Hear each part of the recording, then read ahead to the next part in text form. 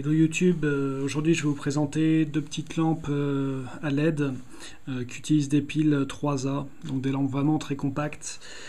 Ces lampes, ce sont la Phoenix, la L0D. Voilà. Donc Phoenix, c'est une marque chinoise qui fait des lampes plutôt de bonne qualité, plutôt abordables, et donc c'est une marque qui est assez populaire. L'autre lampe, une MicroStream de chez Streamlight, une marque US, qui est également très populaire. Donc je vais essayer de comparer ces deux modèles. Donc au niveau de l'alimentation, pour toutes les deux, c'est des piles 3A, donc des piles vraiment très communes, qu'on trouve partout, qui sont très abordables bien évidemment. Chacune de ces lampes est assez spécifique. La première que j'ai achetée, c'était la Phoenix. On la trouve aujourd'hui entre 40 et 50 euros, donc c'est de la très bonne qualité, très très solide, ça bouge pas. Au niveau du mode de fonctionnement, c'est on dévisse comme beaucoup de lampes, donc c'est assez standard. L'avantage, c'est que ça peut pas s'allumer accidentellement, donc ça c'est plutôt une bonne chose. Le désavantage de ce mode de fonctionnement, c'est que c'est pas forcément super facile avec une main d'allumer la lampe, et c'est pas forcément super rapide.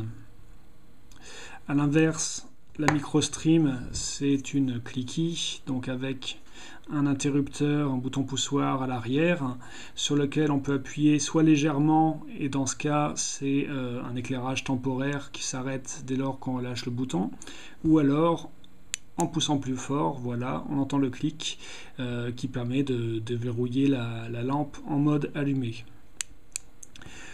Au niveau des puissances, pour la MicroStream, c'est une puissance unique, donc 20 lumens, les lumens étant l'unité qui mesure la luminosité des lampes. 20 lumens, ça suffit parfaitement pour trouver son chemin par une nuit noire, dans un noir total. Ça suffit parfaitement pour éclairer une pièce, pour se balader dans un bâtiment dans lequel il fait noir. Ça peut paraître pas beaucoup quand on voit les puissances annoncées par certaines lampes, mais c'est largement suffisant pour un usage d'essai et outdoor, je pense. Pour la Phoenix, on a le choix en fait entre trois puissances, donc ce qui peut être un avantage dans certains cas quand on souhaite favoriser soit la puissance d'éclairage, soit l'autonomie de l'éclairage. Donc par défaut, on a une lampe qui balance du 20 lumens, donc comme la Streamlight.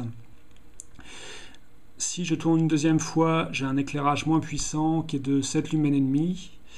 Si je tourne une troisième fois, j'ai un mode de 50 lumens, donc puissance maximale. Le 50 lumens, à l'œil nu, ne paraît pas forcément comme étant deux fois plus lumineux que du 20 lumens. Ça doit marcher un peu comme les décibels. Il y a d'autres modes également sur cette lampe. Si je tourne une nouvelle fois, je vais avoir un mode strobe qui est anecdotique. Ça aurait des applications en self-défense, mais s'il faut tourner 4 fois la bague de la lampe pour déclencher le mode, c'est pas vraiment utile. Et on a aussi un mode SOS. Donc SOS en morse, 3 petits points, 3 traits, c'est-à-dire 3 éclairages plus longs. Donc S c'est tititi et O c'est ta. Donc ça peut être utile, imaginons que vous soyez perdu quelque part, ça peut aider à se faire repérer. Mais ça reste quand même un petit peu gadget. L'avantage quand même des 3 modes d'intensité, c'est que vous avez une autonomie annoncée par le fabricant, je n'ai pas testé, de 3h30 en mode 20 lumens, de 8h30 en mode 7 lumens et demi, et de 1 heure en mode 50 lumens. A l'inverse, la Streamlight, c'est une autonomie d'1 heure et demie avec son mode unique à 20 lumens.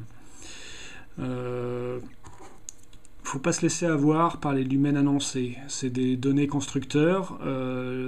les façons de les mesurer ne sont pas forcément les mêmes, et également la forme du faisceau lumineux peut avoir une influence sur la perception réelle, la capacité d'éclairage réel des lampes.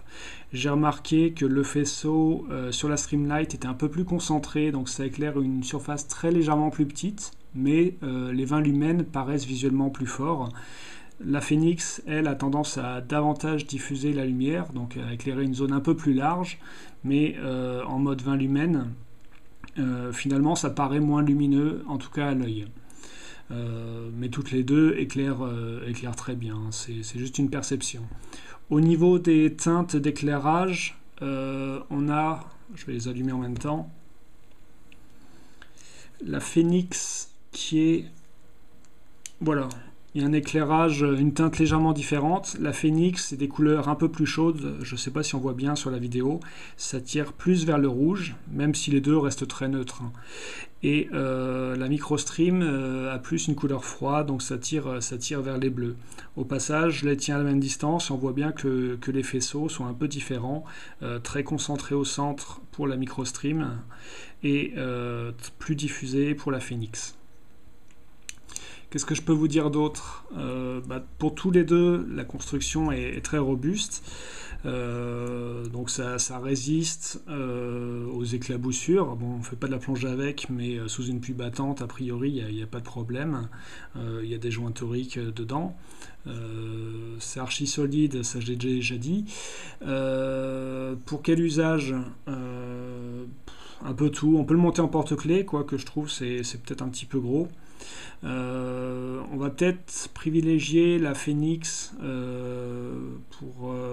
en outdoor parce qu'elle a une autonomie un peu plus longue dans le mode faible luminosité.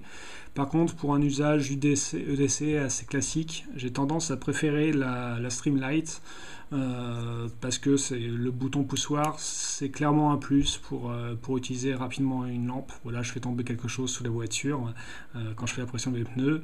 Et bien, voilà, en un clic, pour peu que ma lampe soit accessible, je l'ai allumée, c'est réglé. Également, le fait que le bouton ait deux modes de fonctionnement, temporaire ou définitif, ça permet de faire du morse, de se signaler. Donc c'est plutôt pas mal. Si je devais juger leur rapport qualité-prix, j'opterais sans conteste pour la Streamlight. Pourquoi? Parce que cette lampe, qui a un super look, qui est solide, qui est fiable, un Streamlight, c'est une marque réputée, vous la trouvez sur eBay, port inclus, à 16-17 €. Donc c'est vraiment pas cher pour de la très bonne qualité. La Phénix, ce modèle déjà on le trouve un peu moins qu'il y a quelques années, et c'est encore quand même 40-50 €. Donc c'est de la très bonne qualité, c'est pas du tout trop cher pour ce que c'est, mais le rapport qualité-prix de la Microstream est à mon avis carrément imbattable. Vous pouvez voir également un modèle plus long qui utilise 2 piles 3A, qui est la Stylus Pro, qui est en fait exactement la même, sauf qu'on aurait rallongé le tube au milieu, et ça on le trouve pour une vingtaine d'euros pour inclus, en provenance des USA, et ça éclaire un peu plus, et je crois qu'il y a une autonomie supérieure, et en plus il y a un format stylo qui est plus intéressant au niveau ergonomie pour certaines personnes. Voilà, le seul défaut de la Microstream, c'est que pour changer les piles, il y a le clip qui va frotter contre le corps et qui va faire des petites marques qui s'effacent en fait au doigt. Donc ce que je vous conseille quand vous changez les piles, c'est de glisser un bout de papier qui va un peu faire tampon entre le clip et le corps de la lampe. Voilà, donc c'était deux revues. La Microstream de chez Streamlight et la Phénix L0D de chez Phénix. Voilà, bonne soirée.